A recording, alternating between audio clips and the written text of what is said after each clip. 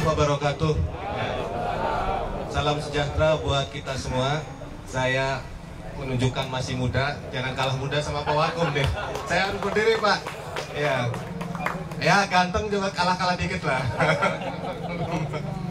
Yang sangat kami hormati Pak Wagub, ini teman diskusi sejak lama ya.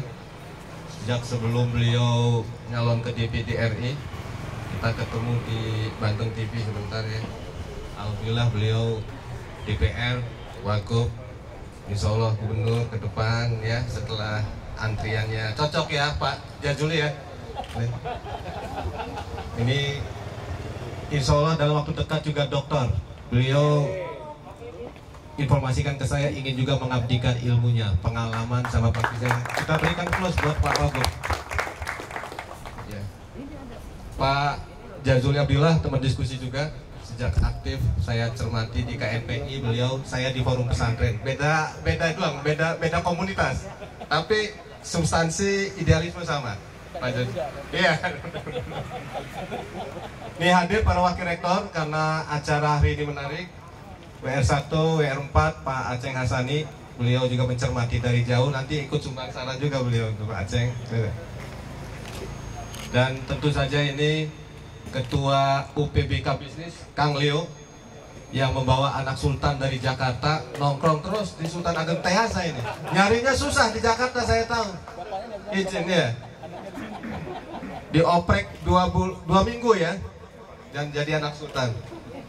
Dan Pak Firman Hadiansah, saya kasih waktu, saya ultimatum sebulan buku ini jadi. Alhamdulillah, boleh tepuk tangan lah Pak Firman ya. Mulai dari gubernur, wagub, bupati, anggota DPR, LSM, wartawan, dokter, semua ada. Ini saya sebagai pimpinan institusi merasakan bahwa atmosfer kebersamaan di Banten tercermin dari buku, dari tulisan-tulisan yang beragam ini dalam menghadapi ujian bersama COVID-19, dan didokumentasikan dengan sangat baik oleh Untita Press. Tepuk tangan buat Untita Press. Ya. Tentu saja ini panelis saya sebut juga kolega diskusi sebetulnya ya. Ketua PP Muhammadiyah versi Kota Serang ya. PP Muhammadiyah versi Kota Serang. Supaya semangat jadi ketua PP ngegantiin Daniel Anjar. Ya. Daniel Anjar sudah dari kita jadi ketua PP. Kemudian Faisal Nudayef, Adinda Kahmi. Ya. Luar biasa ini, selalu komunikasi via WA. Dan tentu ini praktisi Untita Press. Bapak Ibu dosen, insya Allah akan agenda rutin diskusi ilmiah sambil ngopi di Kopi Anak Sultan. Keren. Atas nama institusi, saya menyampaikan terima kasih kepada para pembicara hari ini sekaligus penulis. Dan saya mengapresiasi, dan kita bisa buktikan lewat buku dengan judul Menuju Normal Baru. Ini adalah bukti bahwa kita hidup bersama-sama. Menjadi catatan sejarah penting. Pak Andika hidup sejaman dengan saya, dengan penulis lain, menghadapi wabah ujian COVID-19 yang melanda internasional. Kalau tidak nulis buku, nggak mungkin tahu anak cucu kita nanti. Jadi ini adalah bagian dari sejarah hidup kita bersama. Para penulis 34, termasuk juga yang berkontribusi dalam penerbitan ini. Terutama inisiator Pak Firman Hadiansah. Boleh tepuk tangan buat Pak Firman ya. Sudah sampai ke Pak Jokowi Pak. Kemarin saya ketemu dengan stafnya Pak Nadiem, mau mengkoordinasi kegiatan. Salam hormat dari Pak Nadiem, apresiasi atas terbitnya buku ini. Pak Nadiem Makarim Mendikbud, termasuk dari staf khusus Presiden Pak Fajrul Rahman. Jadi Banten bukan hanya menasional tapi mendunia Pak. Ya, ini bukti bahwa kebersamaan di Banten dengan lahirnya buku ini. Ini yang penting, saya tidak akan lama karena saya akan mencermati dari pembicara utama. Saya sudah baca semuanya, kemudian saya rangkum, saya kutip satu paragraf terakhir dari pengantar yang saya tulis. Ini saya bacakan saja. Inilah tatanan kehidupan baru, di mana segala aktivitas dilakukan dengan mempertimbangkan faktor kesehatan dan keselamatan manusia sebagai prioritas utama, tanpa mengurangi daya inovasi dan kreativitas sesuai dengan perkembangan iptek dan sosbud dalam rangka tidak menyerah menghadapi pandemi COVID-19.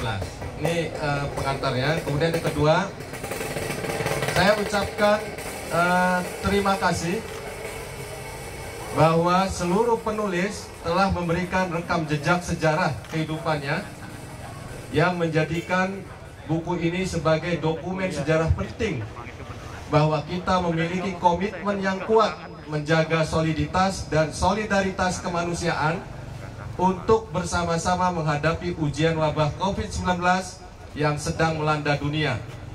Dan kita semua warga Banten yang diwakili oleh 34 penulis ini yakin bahwa umat manusia akan terbebas dari wabah COVID-19 dengan segala upaya inovasi pencarian vaksin yang terus dilakukan, sambil tetap berharap dan berdoa pada Tuhan yang mencipta dan maha mengatur seluruh alam semesta.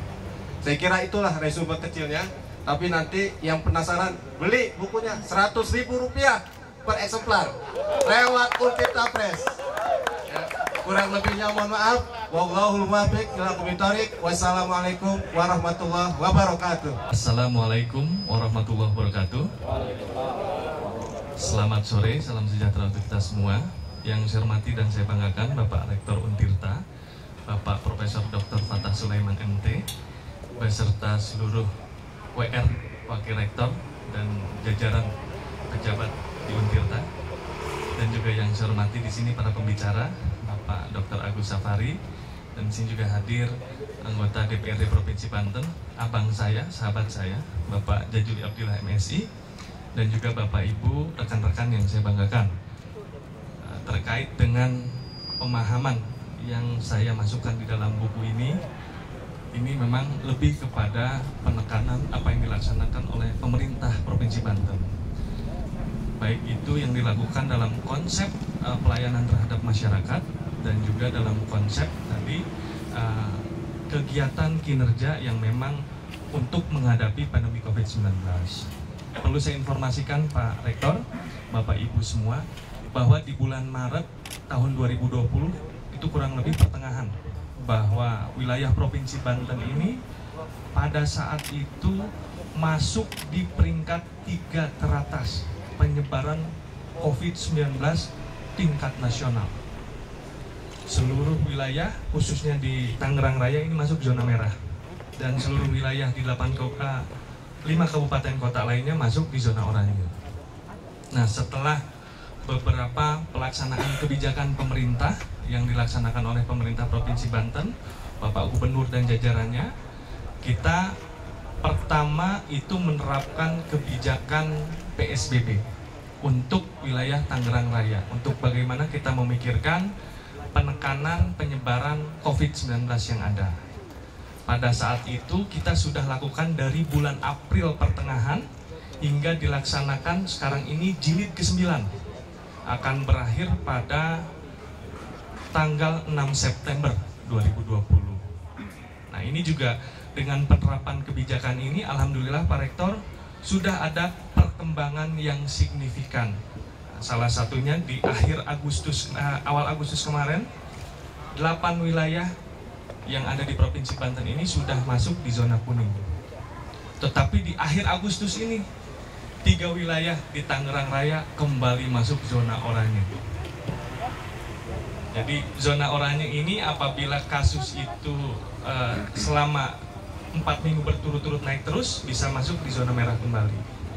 Nah, dari konsep ini, karena tidak bisa dipungkiri pemerintah pusat, pemerintah daerah dalam menghadapi konsep pemulihan ekonomi memberikan pelonggaran-pelonggaran, baik itu pelonggaran dalam konteks ekonomi, perdagangan, dan lain-lain, termasuk juga membuka akses transportasi yang menghubungkan Banten dengan ibu kota Jakarta, yang memang ibu kota DKI Jakarta ini menjadi epicentrum penyebaran dari COVID-19. Nah, setelah kebijakan new normal yang dilaksanakan oleh pemerintah pusat dan juga pemerintah daerah ini juga mengakibatkan lonjakan penyebaran COVID-19. Salah satunya yang sangat kentara adalah akses transportasi, seperti stasiun misalnya di Rangkas Bitung yang memang langsung ke Tanah Abang, yang setiap hari pada saat kantor dibuka pada masa new normal ini, setiap hari hilir mudik masyarakat Banten, salah satu contohnya bisa kita lihat dari sana. Nah, dari konsep itulah Bapak Presiden Joko Widodo, walaupun tadi dalam konteks pelonggaran ekonomi, tapi beliau berharap bahwa kesehatan masyarakat menjadi prioritas. Nah, sekarang yang kami lakukan adalah mengimplementasikan Impres nomor 6 tahun 2020 yang dikeluarkan oleh Bapak Presiden Joko Widodo terkait dengan pengetatan pendisiplinan protokol kesehatan. Di dalamnya mengatur teknis dan juga dalam kaitan tadi sanksi dan lain-lain. Ini tidak lain memang yang kami jabarkan di daerah, khususnya Bapak Gubernur juga sudah mengeluarkan Pergub nomor 38 tahun 2020.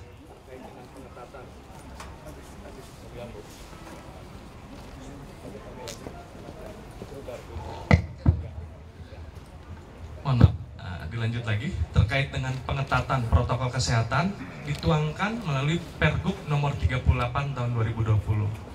Memang di dalam isinya ini lebih kepada edukasi terhadap masyarakat.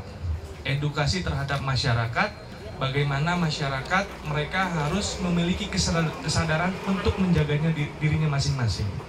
Melalui tadi mematuhi protokol kesehatan yang memang di dalamnya sangat jelas, mungkin ini juga perlu disosialisasikan seluruh keluarga besar Untirta kepada masyarakat, yaitu 3M. 3M yang pertama, memakai masker.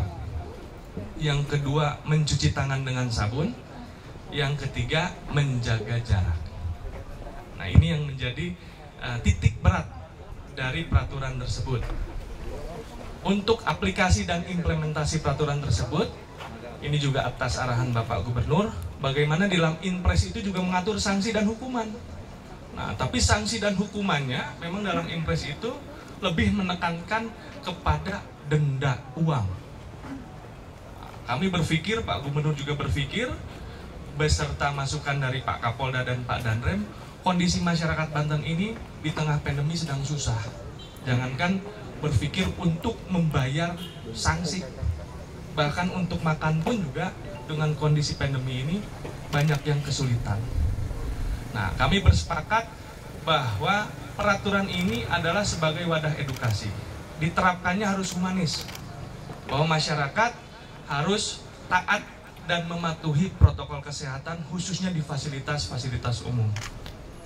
Jadi saya berharap bahwa sosialisasi Pergub ini juga bisa tersampaikan kepada seluruh lapisan masyarakat, nah, terutama seluruh keluarga besar Untirta. Ya, intinya dalam evaluasi, dalam kajian dan apapun, virus pandemi COVID-19 ini tidak akan hilang sebelum ada vaksinnya, Pak Rektor. Jadi utama untuk menangkal itu, vaksin kita adalah masker. Vaksin kita untuk menjaga diri kita, menjaga keluarga kita, dan menjaga sekeliling kita, yang menerapkan protokol kesehatan, salah satunya penerapan memakai masker. Nah, mudah-mudahan kebijakan ini bisa diimplementasikan dengan baik oleh seluruh stakeholder pemerintah kabupaten kota, dan insya Allah kami pun juga sudah bersepakat untuk konsisten menerapkan aturan tersebut di lapangan di 8 kabupaten kota, dan juga konsisten untuk menjadi wadah edukasi, tidak menjadi sarana penghukum masyarakat. Nah, masyarakat ini kita edukasi agar kesadaran dirinya untuk menjaga dirinya bisa lebih ditingkatkan lagi.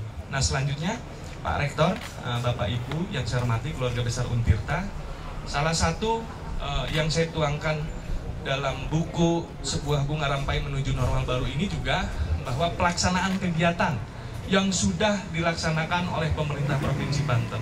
Tadi betul Bu Moderator, prioritas kita pada saat ini yang pertama adalah pelayanan kesehatan. Yang kedua adalah pemulihan ekonomi.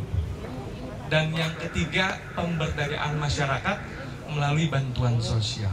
Nah, ini sedang kami maksimalkan program-program tersebut, ya salah satunya melalui langkah afirmatif yang saya tulis di sini, di mana perencanaan penganggaran di dalam OPD ini memang semua difokuskan kepada penanganan COVID-19. Ya, salah satunya tadi 3 prioritas tersebut harus teraplikasikan di setiap OPD Provinsi Banten. Dan mudah-mudahan ini bisa memberikan kontribusi penekanan tadi angka penyebaran COVID-19, dan segera mungkin bahwa pemulihan ekonomi ini bisa kembali lebih baik. Mungkin dengan kondisi ini kita perlu kerjasama bersama, khususnya melaksanakan tadi protokol pendisiplinan kesehatan yang ada khususnya dalam menghadapi pandemi COVID-19. Jadi mungkin sekilas Pak Rektor, itu yang ada dalam gambar pikiran saya yang saya aplikasikan di dalam buku ini, bagaimana saya menjelaskan langkah-langkah konkret apa saja yang telah dilakukan oleh pemerintah Provinsi Banten. Mungkin demikian, billahi taufiq wal hidayah. Wassalamualaikum warahmatullahi wabarakatuh.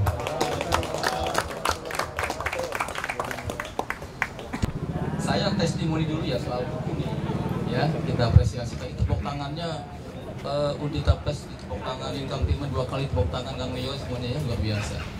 Tapi semulai dengan pantun dulu deh, pantun. Ya. Mahasiswa hobi demonstrasi, segala apapun selalu dikritisi. Sore hari sambil ngopi kita diskusi. Semoga kita tetap memberi inovasi. Ulangan dong. Kepiting menjepit kerang, kerang dijepit di pohon jelen. Pasang kuping biar terang. Udi Tapes Keren. dan Kang Firman memang keren.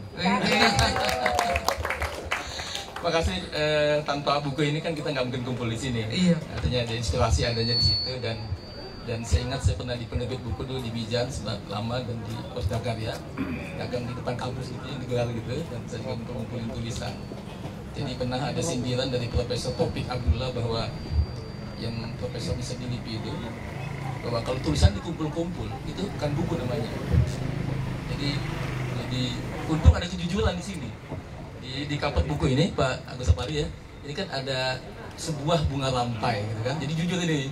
Jadi ini bunga rampai loh. Gitu kan. Ya, jadi percikan pemikiran dari berbagai komponen, berbagai elemen yang memang dicurahkan, didiseminasi dalam bentuk tulisan ini, kemudian dikumpul-kumpul, didesain yang bagus gitu. Kemudian ada pengantarnya juga, ada covernya luar biasa di sini, daya tarik juga, ada yang cantik juga di sini, yang kalah cantik dari moderator kita, Pak Najwa Shihab. Ini akhirnya menjadi sebuah buku, dan istilahnya not book, buku yang bukan buku gitu ya. Tapi ada kejujuran di sini bahwa ini ada konstruksi pikiran yang beragam di sini, sehingga ini harus menjadi semacam stimulasi buat teman-teman membangun kultur menulis ya. Kang Firman sempat ngobrol, ini membangun kultur yang harus lebih produktif, itu bukan hanya nulis, produktif ya. Dan juga dibaca tulisannya, karena kebahagiaan seorang penulis adalah ketika tulisannya dibaca, apalagi bukunya laku gitu ya. Nah, yang kedua, saya memulai adaptasi baru, tapi rupanya ini nggak janjian dengan teman-teman, rupanya temanya mungkin ada yang sama, pasti juga ada bagus ya, semuanya new normal, dan cuman saya ingat teori fungsionalismenya Talcott Parsons ya. Nah, itu kaitan dengan sistem sosial yang sungguh pandemi ini sangat memporak-porandakan sistem sosial kita.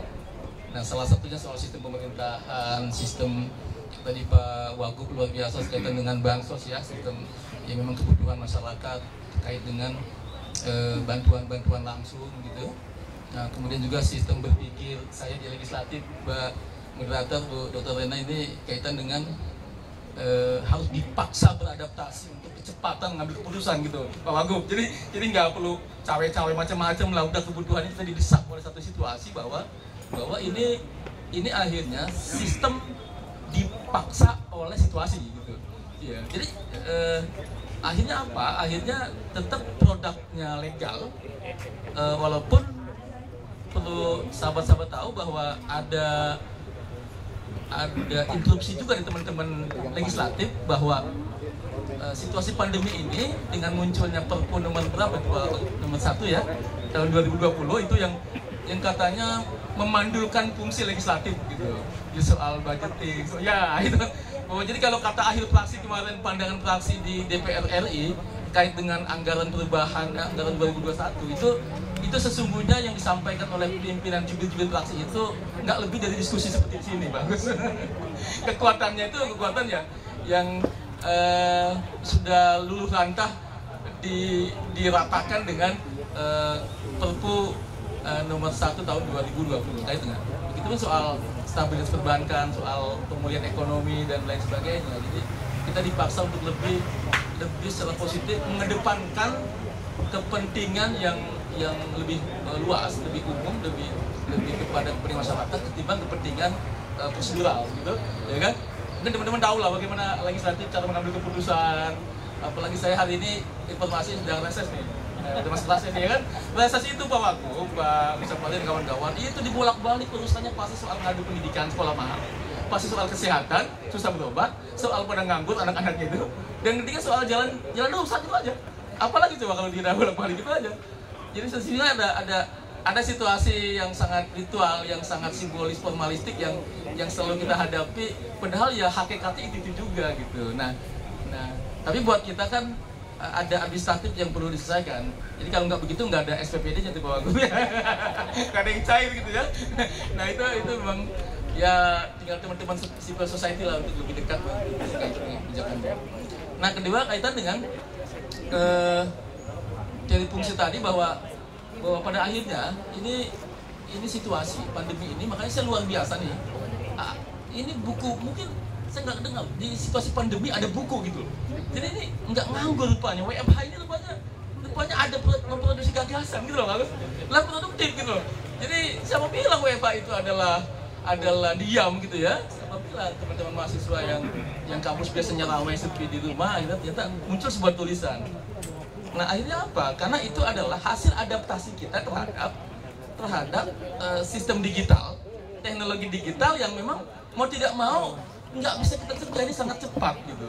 Kalau kita stuck atau tidak berpikir cepat sementara lingkungan, situasi dan teknologi sangat cepat, maka korban dari ganasnya zaman dan gitu. Makanya respon kita terhadap perubahan yang cepat secara digital dan virtual ini juga harus direspon. Nah, buku ini adalah salah satu bentuk respon positif gitu. Aplaus buat yang penulis dan semua penulis yang ada di sini ya, yang menempat orang gitu. Nanti yang mau tangan yang keras, royalti saya diambil aja sama Bapak Firman ya. Ya, sisanya buat Ibu Moderator. Nah, dapat tuh Pak Firman saya. Nah, yang kurang di kita adalah energi kritik civil society yang nampaknya, Mbak Moderator tadi pertanyaannya, sistem dipaksa, kita di kampus dipaksa oleh misalnya ada aturan juga, harus masuk juga. Saya legislatif, bahwa di eksekutif juga ada regulasi, ada sistem yang harus digerakkan, pelayanan publik, ya. Jadi pelayanan publik itu satu yang dia melayani tidak harus melihat orang yang ngasih jasa. Jadi siapapun dilayani. Tidak harus yang dilayani hanya yang membayar. Jadi ini paradigmanya harus begitu pada saat di era pandemi ini, di adaptasi baru. Kedua, kita menggunakan birokrasi yang secepat-cepatnya. Jadi saya nggak tahu, awalnya pertanyaan saya adalah bisa nggak tanda tangan, scan gitu ya, lewat scan, atau bagaimana kekuatan hukum dari misalnya keputusan diambil secara daring, quorum tidak quorum, tapi fisiknya tidak quorum karena ada tatib harus quorum, tapi disetujui oleh mereka yang memang secara daring aktif melihat walaupun tidak dalam posisi di ruang rapat itu, ya. Itu ternyata dimaklumin juga ada legalitasnya bahwa itu ternyata nggak ada masalah, apalagi kebijakan-kebijakan yang masih bersifat sangat teknis administratif dan bukan sifatnya mutlak untuk dihadirkan gitu ya, dihadirkan secara fisikal. Nah, kedua, pelayanan yang memanfaatkan teknologi digital ini yang mau nggak mau nih. Jadi makanya Kang Firman, ada nggak ini nanti buku e-booknya ada nggak itu Ubis dan apa ada ya? Ada. E-booknya ini kan sekarang sudah teknologi digital. Oh gitu. Siapa yang bayar ya? Jangan sungkan kalau soal begini anggaran siapa yang bayar? Ya, jadi itu selasa harus dipenuhi juga kebutuhan terhadap desiminasi gagasan dalam bentuk online, dalam bentuk e-book, dalam bentuk digital itu memang harus dipenuhi. Mau tidak mau itu menjadi sebuah syarat kesiapan kita menghadapi adaptasi baru. Bukan soal hanya masker, jaga jarak gitu ya, atau salaman, cuci tangan. Tadi kita cuci tangan dulu ya, makannya enggak ya? Jadi kita habis kalau mau makan aja cuci tangannya. Di sini sekarang tiap hari kita disuruh cuci tangan. Nah, selesai dari situ Mbak. Nah, kekuatan civil society ini yang autokritik saya terhadap teman-teman saya kan masih aktivis lah.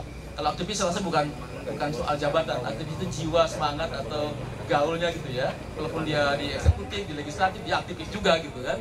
Jadi aktivis itu bukan hanya punya Faisal, bukan hanya punya Ferry gitu, ya kan? Bukan hanya punya teman-teman yang di jalanan gitu kan. Nah, karena apalagi tadi Pak Rektor luar biasa kaitan dengan bahwa produktivitas itu tidak diukur dari usia, gitu kan? Banyak yang memang ukuran-ukurannya itu adalah produktivitas dan karya. Nah, terakhir ada teori autotomi namanya, saya sering sampaikan. Jadi kalau cicak itu ingin mempertahankan dirinya, itu suka memutus ekornya, lalu hakikat tubuh bodi nyawanya lari entah kemana, hilang, tapi buntutnya bergoyang-goyang, bergerak-gerak gitu. Dan semua orang menatap ke situ dan berdebat pada buntut itu, bahwa seakan-akan dia menilai, memvonis dan berdebat bahwa itu ada cicak. Semuanya di situ. Perdebatan yang nggak produktif sampai yang paling keras itu, kita nggak sadari bahwa di ruang manapun ternyata kita sering berdebat pada buntut itu. Dan di organisasi perdebatannya apa, itu ada apa, pemilihannya di mana, lalu siapa wakil ketuanya, siapa sekjennya, siapa ininya, di mana proposalnya. Dimanapun begitu, perdebatan di legislatif. Kadang-kadang kita terjebak pada perdebatan yang tidak hakikat gitu ya, tidak substantif gitu ya. Tapi kita betah berdebat pada buntut itu autokritik kita. Terima kasih kepada moderator dan semuanya. Assalamualaikum warahmatullahi wabarakatuh. Assalamualaikum warahmatullahi wabarakatuh. Yang saya hormati Pak Wagub, kemudian Kang Jazuli, kemudian Bapak Ibu para pembahasnya, panelisnya, kemudian Bapak Ibu yang lain yang hadir dalam diskusi ini. Tadi ini sebenarnya kalau saya sebenarnya di sini melengkapi saja sebenarnya. Tadi sudah disampaikan oleh Pak Rektor, kemudian Pak Wagub yang sudah menyampaikan banyak hal, kemudian Kang Jazuli sudah banyak juga yang tadi disampaikan. Sebelum menjawab pertanyaan Bu Rena, nah ini pertanyaannya sebenarnya kalau dijawab tuh bisa berlembar-lembar sebenarnya tuh. Tadi sebenarnya pertanyaan bersama dengan yang ditanyakan oleh Pak Wagub juga tadi waktu di ruangan ini.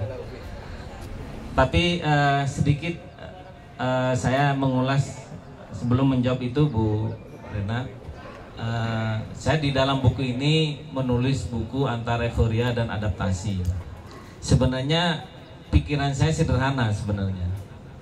Jadi yang pertama ini mungkin sedikit agak menggelitik juga gitu ya. Yang pertama dari judul New Normal itu awalnya ya. New Normal itu persepsi masyarakat terkait dengan New Normal itu sampai saat ini, dan itu agak sulit merubahnya ya. Masyarakat menganggapnya sudah normal gitu. Normal baru itu dianggapnya normal.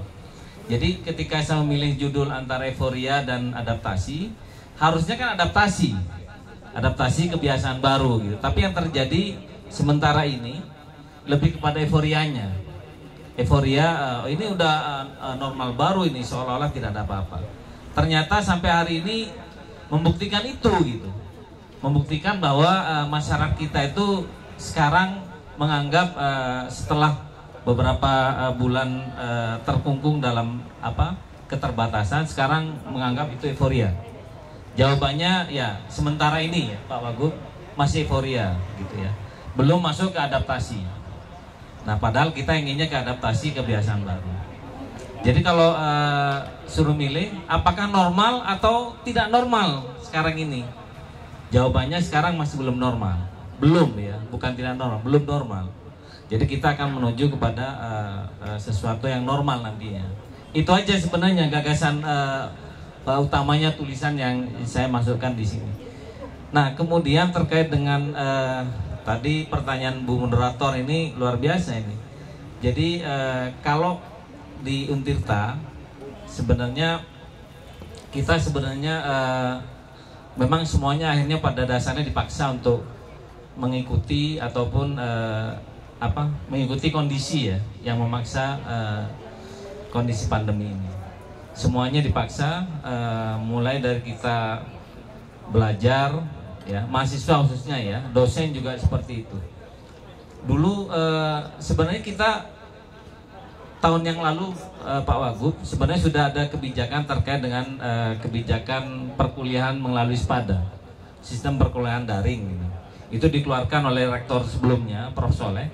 Kita tidak menganggap bahwa akan terjadi COVID sebenarnya, tapi memang kebutuhan teknologi gitu kan. Nah pada semester genap ya, setelah pemberlakuan dari kebijakan itu, ya itu hanya berlaku beberapa mata kuliah, khususnya mata kuliah MKU ya, mata kuliah umum, dan tiap prodi itu hanya 3 mata kuliah Pak yang diwajibkan untuk SPADA. Tapi ketika ada kejadian COVID di bulan Maret itu, sudah Februari Maret, akhirnya semua dipaksa. Nah kondisinya akhirnya berbalik 180 derajat. 100% dosen menggunakan perkuliahan secara daring, meskipun polanya beda-beda. Ada yang menggunakan SPADA yang sudah kita siapkan, SPADA Untirta, ada yang menggunakan Google Meet, ada yang pakai Zoom, bahkan ada yang pakai WA. Tapi ya video call. Jadi silakan aja, yang penting pada dasarnya tidak merugikan mahasiswa, karena kebijakannya memang tidak boleh pengumpulan massa. Jadi perkuliahan dilakukan ya silakan bebas, tapi dilakukan secara online. Mulai dari tatap muka, perkuliahannya, ujiannya, bimbingannya semuanya secara online, termasuk kepada pelayanan mahasiswa. Nah, semester ini, semester yang akan datang, kita mewajibkan Pak Wagub, karena kita sudah membuat infrastruktur software dan hardware-nya di Untirta ini, mewajibkan untuk semester yang akan datang wajib semua dosen menggunakan SPADA yang sudah disediakan oleh Untirta ya. Jadi wajib. Nah kemudian kami juga membuat kebijakan terkait dengan kegiatan praktikum misalnya, khusus kegiatan praktikum yang memang tidak bisa ditinggalkan oleh mahasiswa dan harus gitu ya, seperti prodi eksak yang memang harus praktek, kemudian kedokteran misalnya kan, ya itu diperbolehkan secara langsung, tetapi tetap memperhatikan protokol COVID. Jadi mahasiswa tidak dirugikan. Jadi sampai saat ini kegiatan itu berjalan. Kendala yang dihadapi, nah ini kendala yang dihadapi tadi saya sudah sampaikan ke Pak Wagub juga. Yang pertama memang kendala mahasiswa itu terkait dengan pemenuhan kuota. Nah pemenuhan kuota, jadi itu hampir seluruh, bahkan seluruh dunia mungkin. Tidak hanya ya ini mungkin jadi ini juga buat jadi bisa jadi kebijakan juga ke depan ya. Jadi bagaimana mahasiswa diringankan dalam pemenuhan kuota, sehingga ada kebijakan di Untirta sementara ini kita memotong uang kuliah tunggal meskipun tidak terlalu banyak. Jadi dalam satu semester itu dihitung satu bulan itu 50.000, jadi potongannya 300.000, dan itu sudah dieksekusi kemarin Pak Wagub. Kemudian selanjutnya ada beberapa kebijakan lain terkait dengan COVID ini. Mahasiswa yang memang terkena langsung dampak dari COVID ini bisa mengajukan untuk penangguhan pembayaran UKT, pemotongan UKT, bahkan kalau memang dia terkena dampaknya parah bisa diberikan beasiswa gitu, bantuan ya, kira-kira begitu. Jadi kita sudah banyak mengeluarkan kebijakan terkait dengan dampak dari COVID-19 ini. Nah, kemudian ya saya sedikit menyambung lagi terkait dengan tulisan saya. Jadi dalam tulisan saya itu saya tentunya yang banyak berperan dalam menanggulangi bagaimana dampak dari COVID ini. Ya pendekatan kita menggunakan pendekatan struktural dan kultural juga, Pak Kang Jazuli.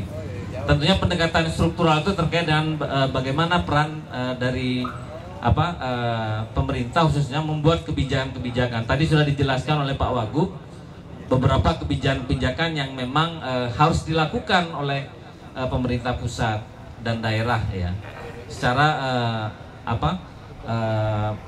bersama-sama. Tapi yang paling sulit itu adalah pendekatan kulturalnya ini. Persoalan euforia itu sebenarnya persoalan kultural, persoalan kultural masyarakat gitu. Jadi merubah masyarakat secara kultural itu seperti apa? Nah, saya pendekatannya kultural juga. Jadi bagaimana caranya agar melibatkan secara langsung tokoh-tokoh informal dan organisasi-organisasi informal juga, atau bahkan organisasi masyarakat gitu. Jadi misalnya gampangnya begini, kalau kiai bilang di masjid harus pakai masker misalnya, ya saya yakin semuanya harus pakai masker, pasti akan tunduk pada kiai itu. Nah, jadi pendekatan-pendekatan seperti itu perlu juga gitu, pelibatan dari organisasi-organisasi masyarakat. Kemudian tidak terlepas juga peran dari media massa.